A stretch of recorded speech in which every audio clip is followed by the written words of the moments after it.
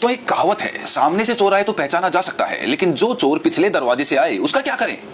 आज उसी पिछले दरवाजे की बात करेंगे। पिछले दरवाजे से एक बहुत बड़ा खेल खेला जा रहा है इस देश में, ऐसा खेल जिसका नाम कोई लेता नहीं, लेकिन जिसका असर करोड़ों दलितों, आदिवासियों और पिछड़ों तक पहुंच रहा है। खेल है आरक्षण खत्म करने का। लेकिन दोस्तों, न संविधान में कोई संशोधन हो रहा है, न संसद में कोई बिल आ रहा है, न कोई सरकारी फरमान जारी हो रहा है। फिर भी आरक्षण धीरे धीरे खत्म होता जा रहा है, चुपके चुपके, बिना किसी शोर के, बिना किसी हलचल के। और इसका सारा हिसाब किताब उजागर किया है कांग्रेस अध्यक्ष मल्लिकार्जुन खड़गे ने।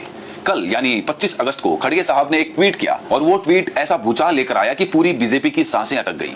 आंकड़े ऐसे रखे गए कि जवाब देते नहीं बन रहा। सूचना के अधिकार के तहत मिली जानकारी, मीडिया की रिपोर्ट, सरकारी दस्तावेज, सब कुछ एक साथ रख दिया और तस्वीर साफ हो गई कि मोदी सरकार पिछले 10 साल से जो चोर दरवाजे वाला खेल खेल रही है वो अब पर्दे पर आ चुका है। तो शुरू से समझते हैं दोस्तों की बात क्या है। खड़गे साहब ने अपनी पोस्ट में साफ साफ लिखा है कि साल 2015 में केंद्र सरकार के अधीन जो पद खाली थे वो थे 4,21,000। 2024 में यह आंकड़ा बढ़कर 8,24,000 हो गया। 10 साल में लगभग दुगना, मतलब पद खाली होते जा रहे हैं और भर्तियां हो नहीं रही।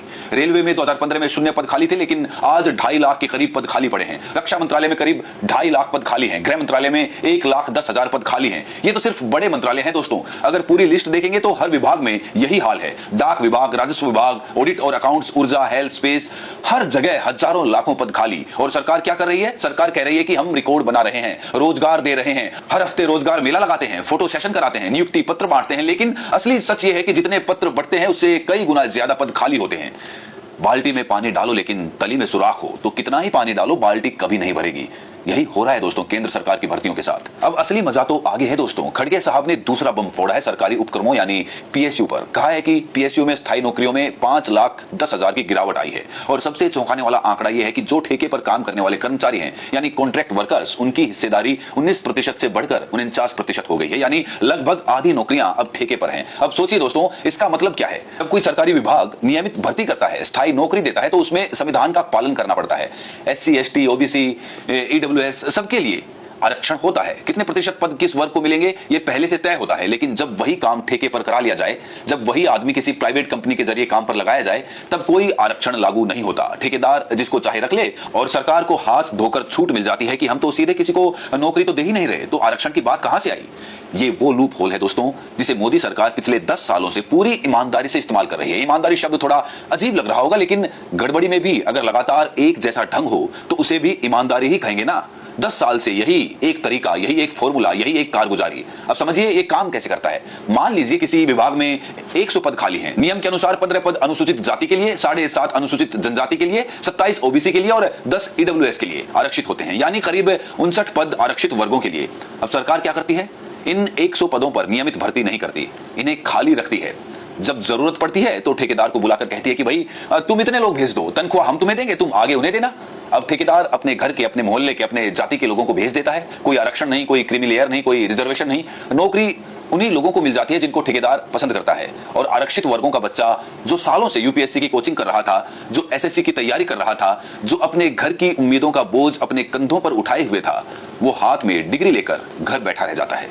इसीलिए तो खड़गे साहब ने कहा है कि आरक्षण खत्म करने के लिए संविधान बदलने की जरूरत नहीं है, आरक्षण वाली नौकरियां खत्म कर देना ही काफी है। कितनी सीधी बात है दोस्तों, कितनी सटीक बात है, कितनी दर्दनाक बात है। अगर दूसरा हथियार जो मोदी सरकार लगातार इस्तेमाल कर रही है वो है निजीकरण। एयर इंडिया बिक गई, BSNL घाटे में डाला जा रहा है, रेलवे के स्टेशन प्राइवेट हाथों में जा रहे हैं, एयरपोर्ट अडानी को मिल रहे हैं, बंदरगाह अडानी को मिल रहे हैं, बीमा कंपनियां प्राइवेट हो रही हैं, बैंकों का विलय हो रहा है ताकि बाद में उन्हें बेचा जा सके। अब सोचिए दोस्तों, जब ये सारी कंपनियां प्राइवेट हो जाएंगी तो आरक्षण का क्या होगा? क्या अंबानी अपनी कंपनी में आरक्षण देंगे? क्या अडानी अपने पोर्ट पर आरक्षण देंगे? नहीं, प्राइवेट सेक्टर में आज तक आरक्षण की व्यवस्था नहीं है। तो जितनी सरकारी कंपनियां प्राइवेट होती जाएंगी उतना ही आरक्षण कागज पर सिकुड़ता जाएगा, संविधान में लिखा रहेगा, नेताओं के भाषणों में गूंजता रहेगा, स्कूल की किताबों में बच्चे पढ़ते रहेंगे, लेकिन जमीन पर इसका कोई असर नहीं दिखेगा। यही तो असली साजिश है दोस्तों। इसे कहते हैं बिना ऑपरेशन के मरीज को मार देना। अब यहाँ एक बहुत बड़ा सवाल उठता है दोस्तों। ये जो पिछले दिनों लखनऊ से लेकर दिल्ली के जंतर मंतर तक एक आंदोलन देखा गया जिसमें स्वर्ण समाज के लोग खुलकर आरक्षण खत्म करने की मांग कर रहे थे, ये क्या था? ये कोई अचानक हो जाने वाला आंदोलन नहीं था दोस्तों। ये पूरी की पूरी एक स्क्रिप्ट के तहत हुआ आंदोलन था। और स्क्रिप्ट किसकी थी? गौर कीजिए, पुलिस ने इनके साथ कैसा व्यवहार किया। कोई लाठियां नहीं भांजी गई, कोई पैलेट गन नहीं चलाई गई, कोई FIR दर्ज नहीं की गई, कोई गिरफ्तारी नहीं हुई। जबकि 20 जुलाई को जब नीट पेपर लीक के खिलाफ बच्चे संसद तक मार्च कर रहे थे, तब उन बच्चों पर किलों वाली लाठियां चलाई गई, प्राइवेट पार्ट्स पर मारा गया, नाबालिगों की हड्डियां तोड़ी गई। एक ही तरह का प्रदर्शन, एक ही तरह की मांग, लेकिन दो पूरी तरह अलग अलग व्यवहार। अंतर सिर्फ इतना था कि एक तरफ बच्चे सरकार से सवाल पूछ रहे थे, दूसरी तरफ एक वर्ग सरकार की मन की बात कर रहा था। यही तो प्रमाण है दोस्तों कि आरक्षण विरोधी आंदोलन सरकार के संरक्षण में हुआ। बीजेपी और आरएसएस के लिए ये एक टेस्ट बैलून था। देखना था कि जनता कितना विरोध करती है, कितना समर्थन देती है, माहौल किस तरफ जाता है। और जब ये देखा गया कि दलित, आदिवासी, पिछड़े वर्ग जाग रहे हैं, नाराज हैं, तब गृह मंत्री को भी सामने आकर कहना पड़ा कि आरक्षण नहीं हटेगा, कोई हटा नहीं सकता। सामने से ऐसा बयान, पीछे से ऐसी नीति, दो चेहरे एक ही चाल। अब असली बहस जो पिछले कई दिनों से चल रही है कि आरक्षण आर्थिक आधार पर होना चाहिए या जातिगत आधार पर, यह बहस 70 साल से चल रही है। और इस बहस में हमेशा एक ही तर्क दिया जाता है कि जो गरीब हैं उन्हें आरक्षण मिले, चाहे किसी भी जाति के हों। सुनने में बड़ी सुंदर बात लगती है ना, बड़ी न्यायपूर्ण बात लगती है, लेकिन थोड़ा गहराई में जाकर सोचिए दोस्तों, ये देश हजारों सालों से जातिगत भेदभाव का शिकार रहा है। एक तरफ ऊंची जाति के लोग हर तरह की सुविधाओं का उपभोग करते रहे, शिक्षा उनके पास थी, संपत्ति उनके पास थी, शक्ति उनके पास थी, सम्मान उनके पास था। दूसरी तरफ एक बहुत बड़ा वर्ग था जिसे कहा जाता था कि तुम मंदिर में नहीं जा सकते, तुम कुएं से पानी नहीं भर सकते, तुम गांव के अंदर नहीं रह सकते, तुम अच्छे कपड़े नहीं पहन सकते, तुम्हारे बच्चे स्कूल नहीं जा सकते। ये कोई कहानी नहीं है दोस्तों, ये इस देश का इतिहास है, ये देश की सच्चाई है। हजारों साल का ये अन्याय एक झटके में कैसे मिटेगा? आजादी के बाद संविधान बना, बाबा साहिब अंबेडकर ने आरक्षण की व्यवस्था दी, तब से मात्र 75-80 साल हुए हैं। 1000 साल के अन्याय की भरपाई के लिए 75 साल का समय क्या पर्याप्त है? नहीं दोस्तों, बिल्कुल पर्याप्त नहीं है। और इसका सबूत आज भी हमारे सामने है।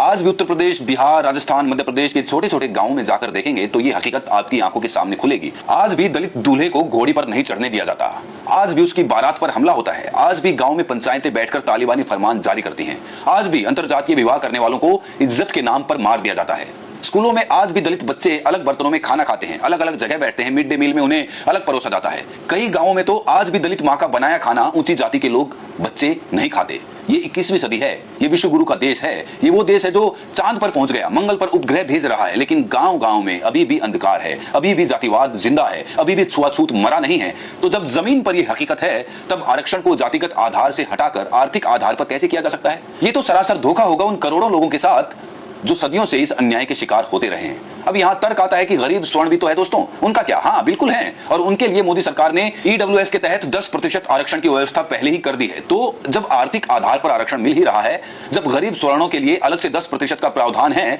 तो फिर जातिगत आधार को, आरक्षण को खत्म करने की मांग क्यों? असली नियत क्या है इनकी? असली नियत यही है दोस्तों कि जातिगत आरक्षण से इनकी वो सामाजिक बादशाहत टूटती है जो सदियों से इनके पास थी। जब दलित बच्चा अफसर बन जाता है, जब आदिवासी लड़की जज बन जाती है, जब पिछड़े वर्ग का बच्चा प्रोफेसर बन जाता है, तब इनकी सामाजिक हैसियत को ठेस लगती है, इसलिए इन्हें आरक्षण खटकता है। सोचिए दोस्तों, ये कभी जाति खत्म करने की बात करते हैं? ये कभी अंतरजातीय विवाह की खुलकर वकालत करते हैं? ये कभी अपने घरों में उन जातियों